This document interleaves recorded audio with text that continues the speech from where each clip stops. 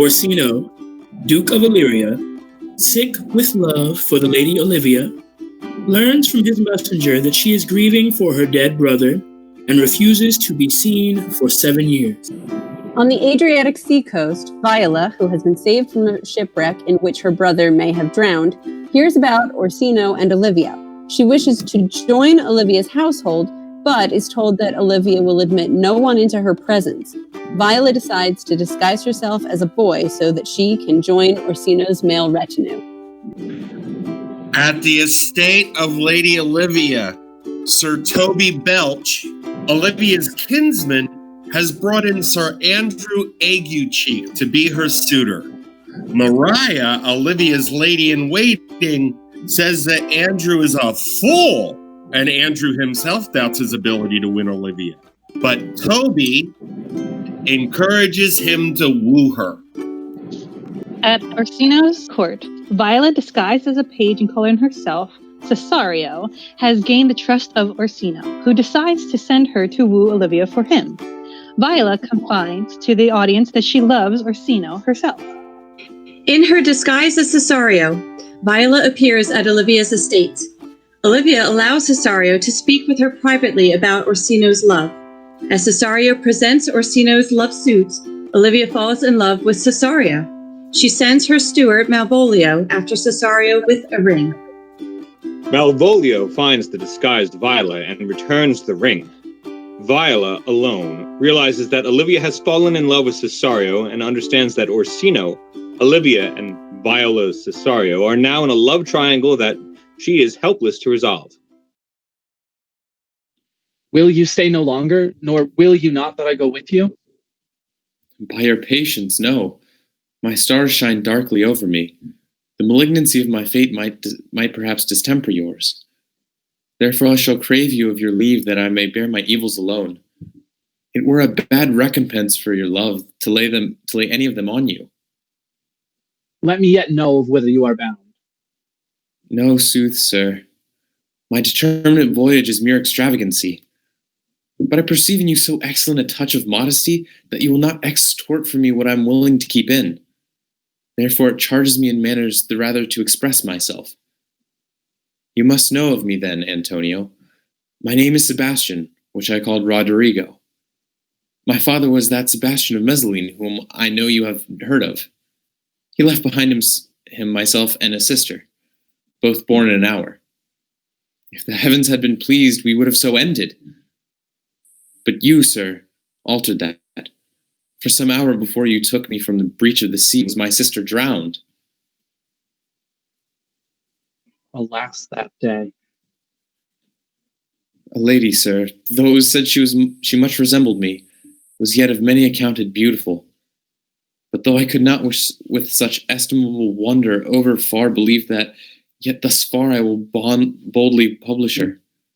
She bore a mind that envy could not but call fair. She was drowned already, sir, with salt water, though I seem to drown her resemblance again with more. Pardon, sir, your bad entertainment. Oh, good Antonio, forgive me your trouble. If you will not murder me for my love, let me be your servant. If you will not undo what you have done, that is, kill whom you have recovered, desire it not. Fare you well at once. My bosom is full of kindness, and yet I'm so near the manners of my mother that, upon the least occasion more, mine eyes will tell tales of me. I am bound to the Count Orsino's court. Farewell.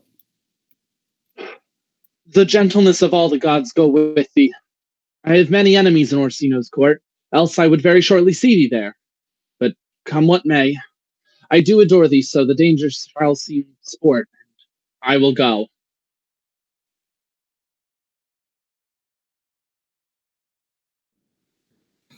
Approach, Sir Andrew. Not to be abed after midnight is to be up betimes. And Deleculo, Sir Ger, thou knowest. I pardon thy troth, I know not, but I know to be up late is to be up late. A false conclusion. I hate it as an unfilled can. to be up after midnight, and to go to bed then is early.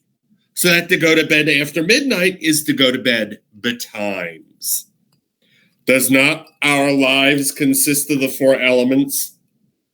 Faith, so they say, but I think it rather consists of eating and drinking.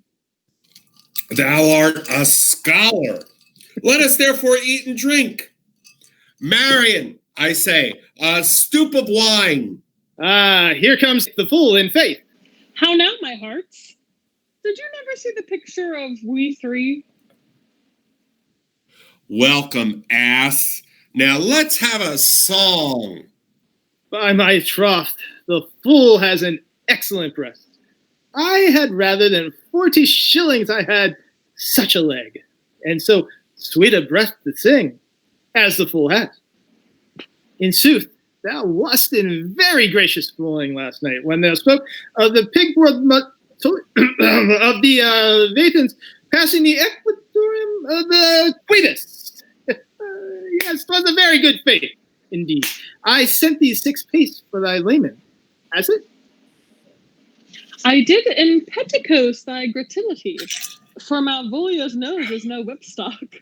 My lady has a light hand, and the myrmidons are no bottle ale houses. Excellent!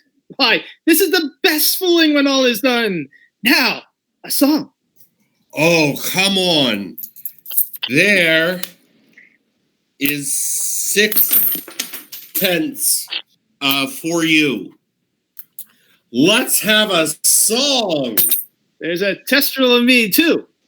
If one night gives a... well, Would you have a love song or a song of good life? A love song. A love song. Aye, I care not for a good life.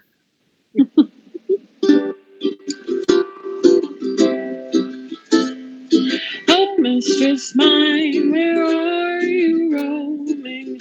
Oh, sing and hear your true love's coming, that can sing both high and low. Trip no further, pretty sweeting, journeys end in lovers' meeting. Every wise man's son doth know. Excellent. Good, in faith. Good. Ooh, good.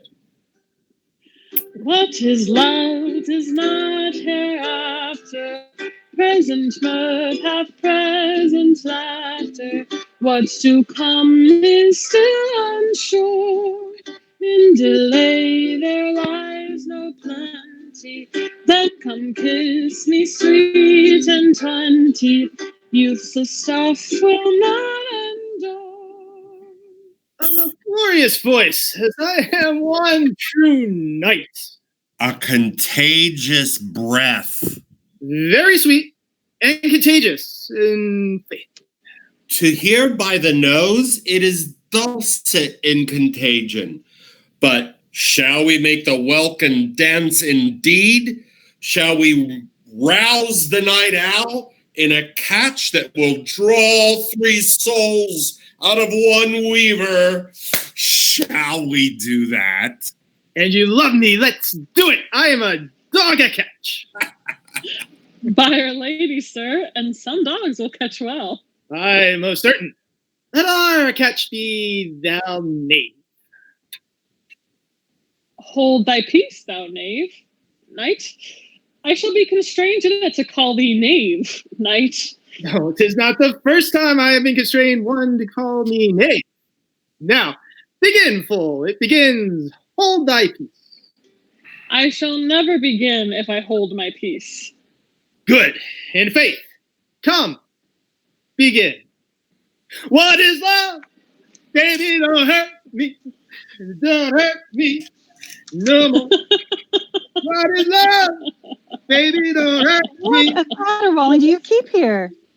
If my lady have not called up her steward Malvolio and bid him turn you out of doors, never trust me. My lady's a Catayan. We are politicians. Malvolio's a Pegaramsey. And 3 merry men be we. Am I not consanguineous? Am I not of her blood?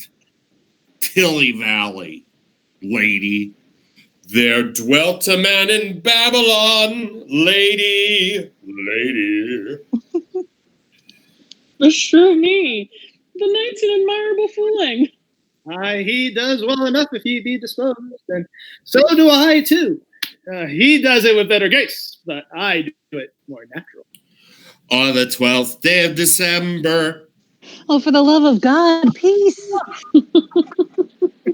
My masters, are you mad, or what are you? Have you no wits, manners, nor honesty, but to gabble like tinkers at this time of night? Do you make an alehouse of my lady's house that you squeak out your cosier's catches without any mitigation or remorse of voice? Is there no respect or place, persons, nor time in you? We did keep time, sir, in our catches. Snack up. Sir Toby, I must be round with you. My lady bade me to tell you that. Though she harbors you as her kinsman, she's nothing allied to your disorders. If you can separate yourself in your disdemeanors, you are welcome to the house. If not, and it would please you to take leave of her, she is very willing to bid you farewell. Farewell, dear heart, since I must needs be gone. Nay, good Sir Toby. His eyes do show his days are almost gone. Is it even so? But I will never die. So Toby, there you lie. Shall I bid him go? What then if you do? Shall I bid him go and spare not?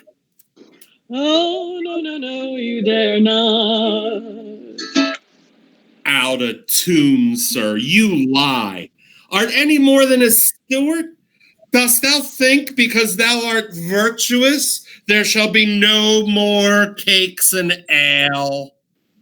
Yes, by Saint Anne, and ginger shall be hot in the mouth, too. Thou art to the right. Go, sir, rub your chain with crumbs. A stoup of wine, Maria! Mistress Mary, if you prize my lady's favorite anything more than contempt, you would not give means for this uncivil rule. She shall know of it. By this hand. Go shake your ears. For as good a deed as a drink when a man's hungry. To challenge him to field and then to break promise with him and make a fool of him? Do it, knight. I'll write thee a challenge, or I'll deliver thy indignation to him by word of mouth. Oh, sweet Sir Toby, be patient for tonight. Since the youth of the Count's was today with my lady, she is much out of quiet. For Monsieur Malvolio, let me alone with him. If I do not gull him into a nayword and make him a common recreation, do not think I have wit enough to lay straight in my bed. I know I can do it. Possess us, tell us something of him. Marry, sir, sometimes he is a kind of Puritan. Oh, if I thought that, I'd beat him like a dog. What, for being a Puritan? Thy exquisite reason, dear knight? I have no exquisite reason for it. I have reason good enough.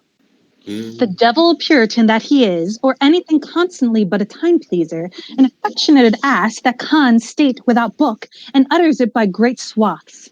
The best persuaded of him, so crammed as he thinks his excellencies, that it is his grounds of faith that all that look on him love him.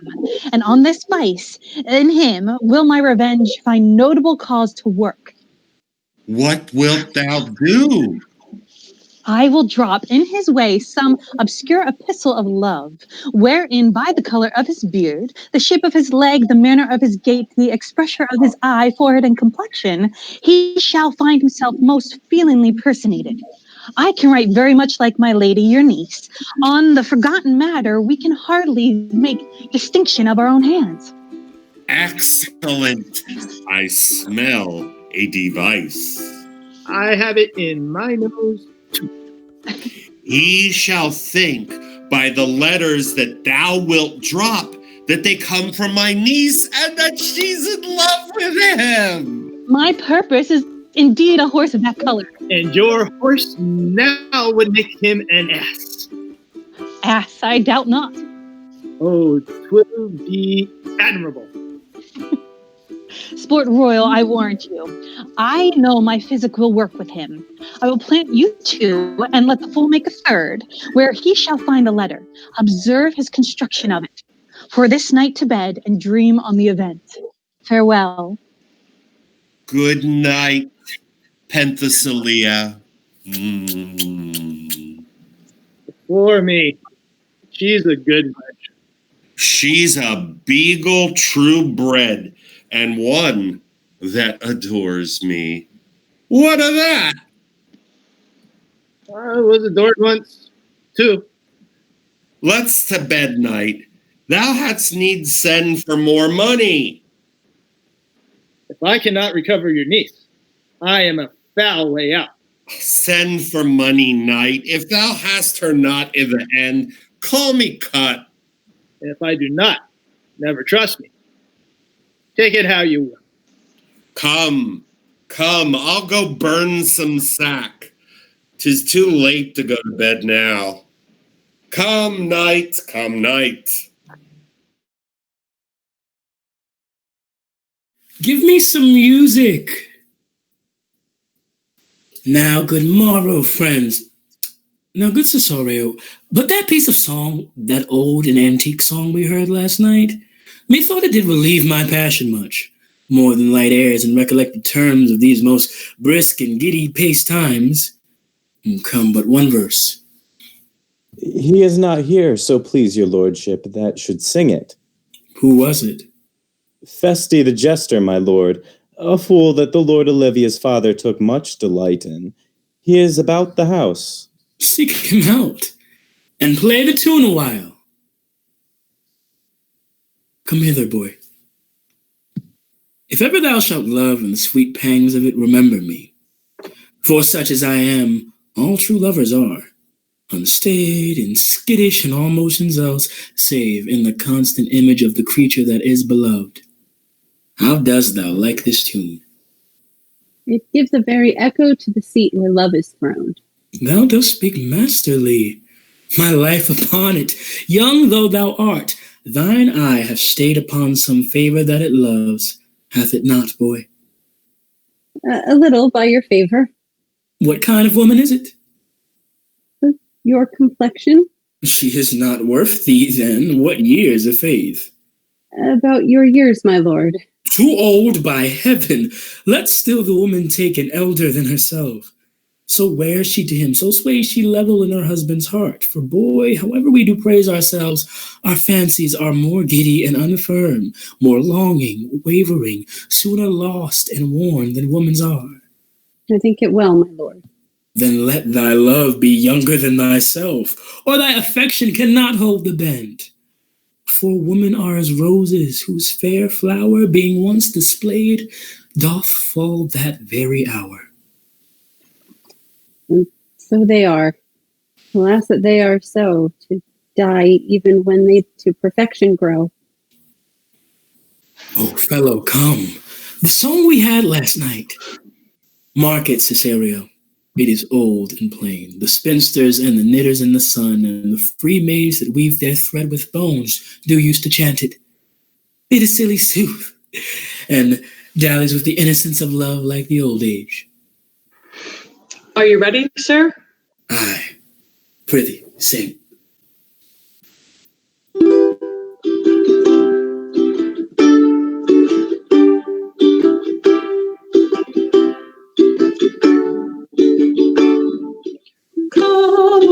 Come away, death and sad.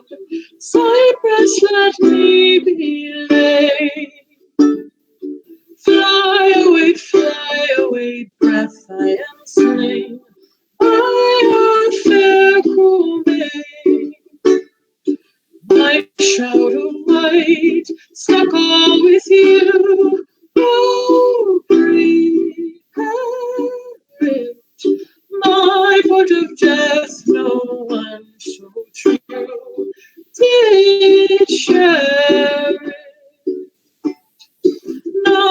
Not a flower so sweet.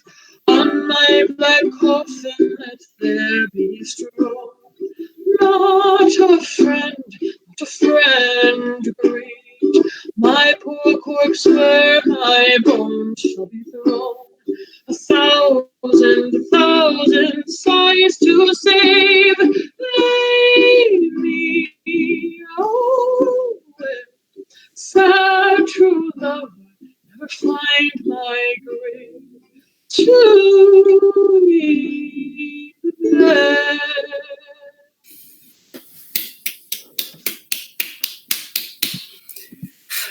There's for thy pains.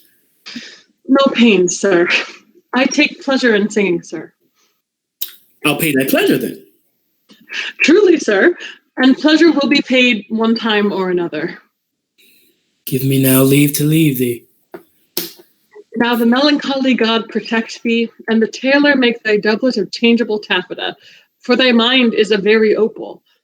I would have men of such constancy put to sea, that their business might be in everything, and their intent everywhere. For that, if that always makes a good voyage of nothing.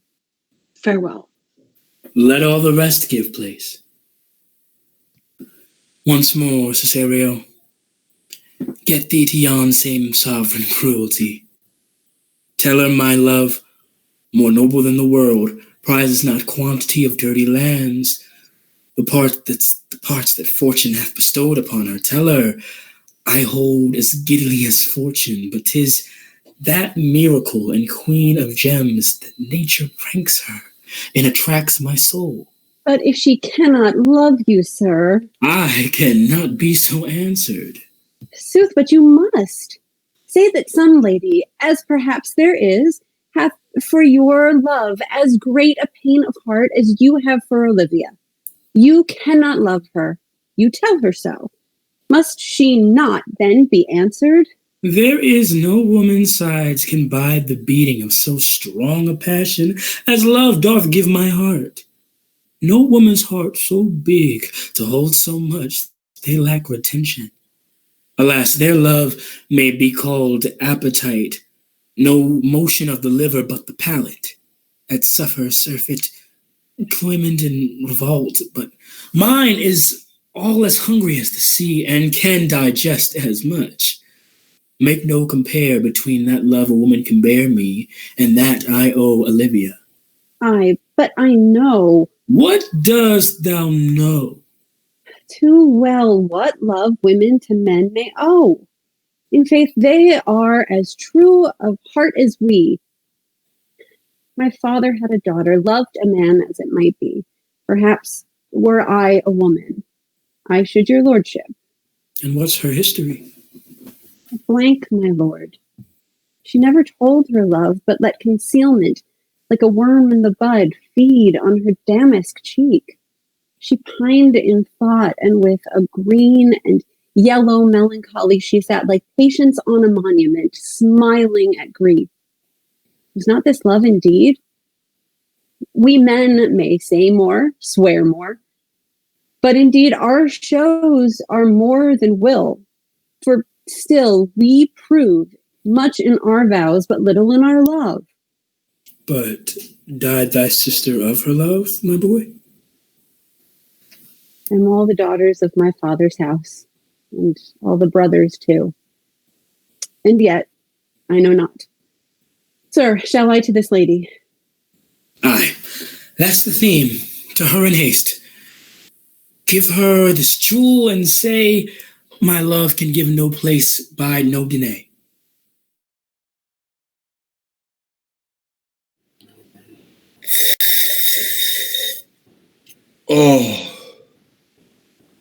Oh, come thy ways, Signor Fabian. Nay, I'll come. If I lose a scruple of this sport, let me be boiled to death with melancholy. Wouldst thou not be glad to have the niggardly, rascally sheep-biter come by some notable theme? I would exult, man. You know he brought me out of favor with my lady about a bear baiting here. To anger him, we'll have the bear again. And we will fool him black and blue. Shall we not, Sir Andrew? And we do not. It is a pity of our lives. Here comes the little villain. How now, my Medal of India. Ooh. Get you all three into the box tree. Malvolio's coming down this walk. He has been yonder in the sun practicing behavior to his own shadow this half hour.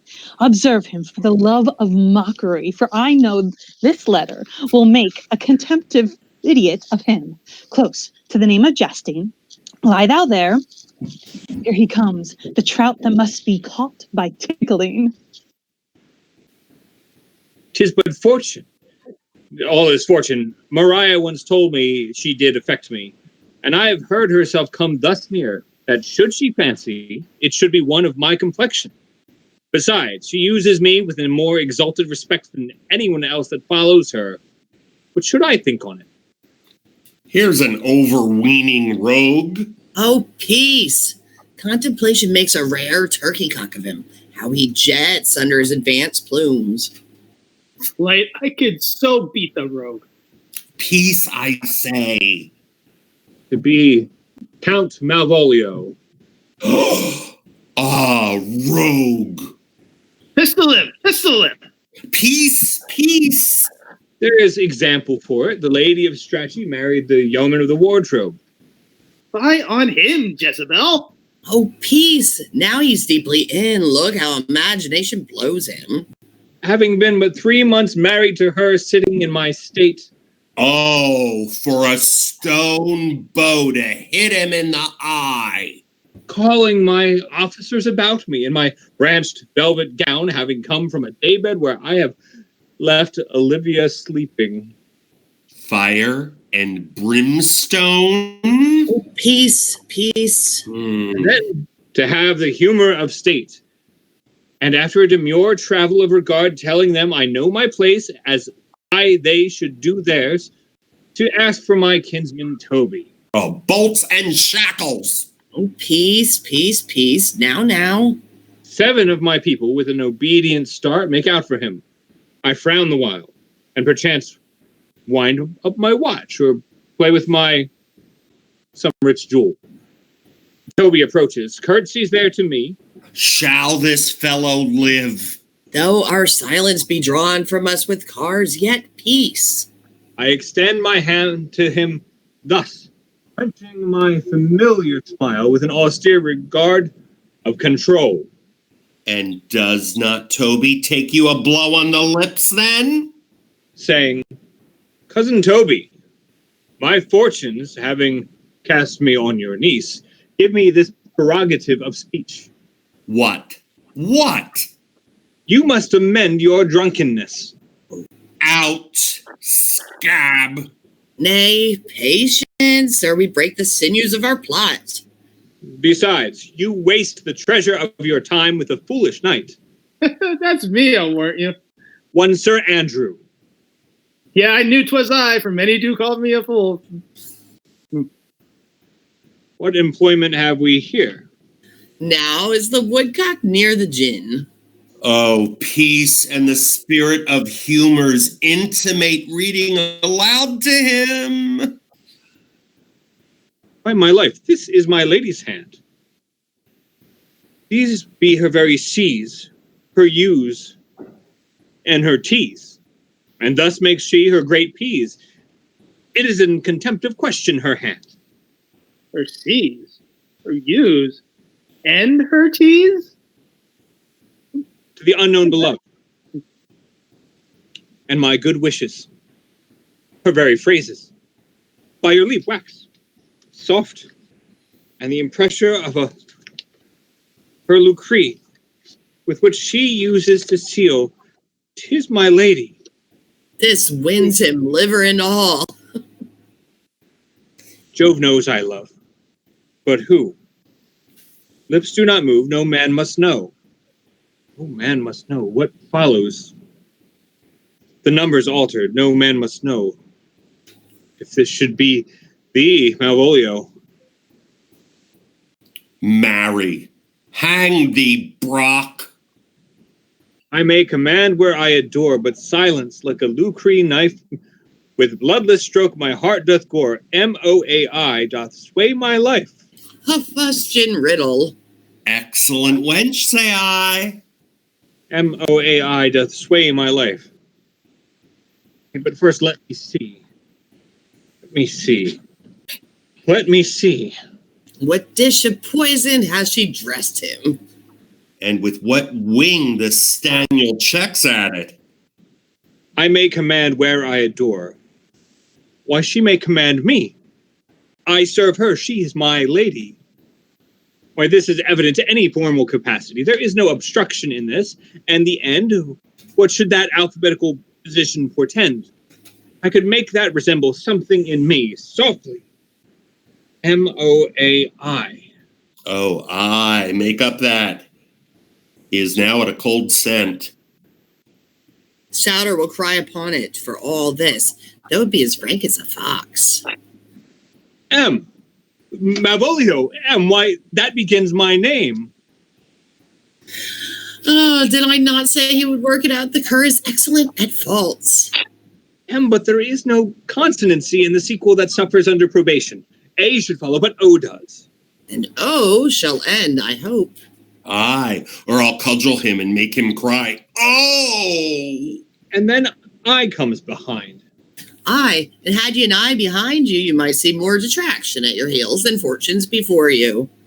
MOAI. This simulation is not as the former, and yet to crush it little, it would bow to me, for every one of these letters are in my name. Soft here follows prose. If this fall into thy hand, revolve.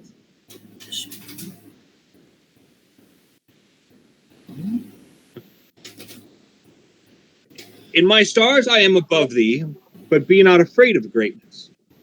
Some are born great, some achieve greatness, and some have greatness thrust upon them. Thy fates open their hands, let thy blood and spirit embrace them, and to inure thyself what thou art like to be, cast thy humble sloth, and appear fresh. Be opposite with a kinsman, surly with servants. Let thy tongue tang arguments of state. Put thyself into a trick of singularity. She thus advises thee that sighs for thee. Remember who commended thy yellow stockings and wished to see thee ever cross-gartered. I say, remember. Go to, thou art made, if thou desirest to be so. If not, let me see thee a steward still, the fellow of servants, and not worthy to touch fortune's fingers. Farewell.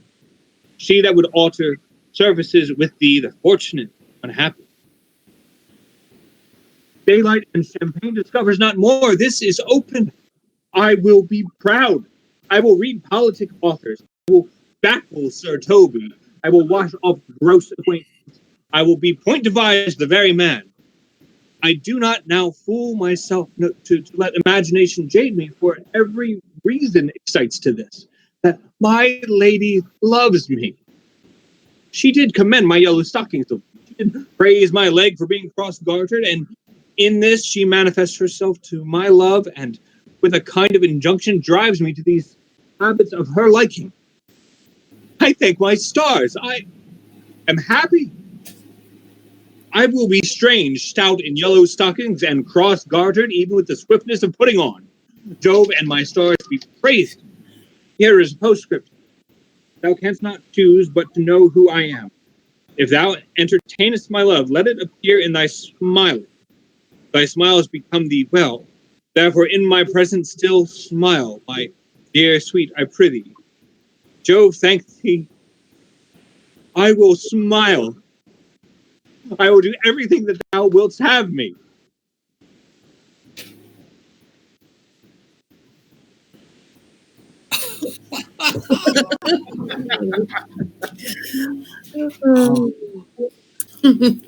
I will not give my part of this sport for a pension of thousands to be paid from the Sophie. I could marry this wench for this device. So could I too. And ask no other dowry with her but such another jest. Nor I neither. Here comes my noble gall catcher. Wilt thou set thy foot on my neck? Or oh mine either. Shall I play my freedom at trade trip and become thy bond slave? In faith, or I either. What thou hast put him in such a dream that when the image of it leaves him, he must run mad. Nay, but say true, does it work upon him? Like aqua vitae with a midwife.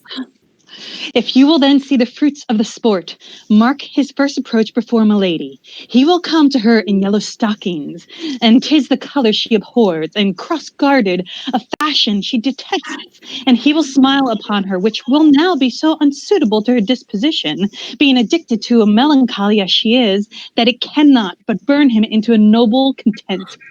If you will see it, follow me. Or to the gates of Tartar, thou most excellent devil of wit. I'll make one too.